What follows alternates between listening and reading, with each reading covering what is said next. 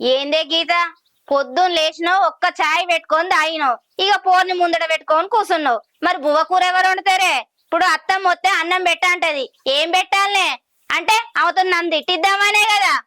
లేచి బువ్వ కూర వండిపో. ఏందక్క ఇలా కొత్తగా మాట్లాడుతున్నావు? ఇంట్లో పనులని నువ్వే కదా చేసేది. వంట పని ఇంటి పని మొత్తం నువ్వే చేస్తావు. అత్త తిడుతుంది అంటే అత్త తిడతా వాడు మనత్తనే కదా. పోయి చేయిపో నువ్వే వంట. ఆహా, అత్త తిట్టాలే నువ్వు సంబరపడాలనుకుంటానవానే? ఇన్ని రోజులు డాగోళ్ళని చేసి పెట్టిన అన్ని పనులు ఇప్పుడు నేను చెయ్యను, పోయి వండుపో. అత్త రాని చూసుకుందాం. వచ్చాక చూసుకుంటా అంటున్నావు కదా, చూసుకో. అత్త మనిషి నిన్నే తిడుతుంది. రోజు ఇంట్లో పని చేసేది నువ్వే, వంట చేసేది నువ్వే, నిన్నే తిడుతుంది. అప్పుడు నీకు మంచిగా ఉంటది.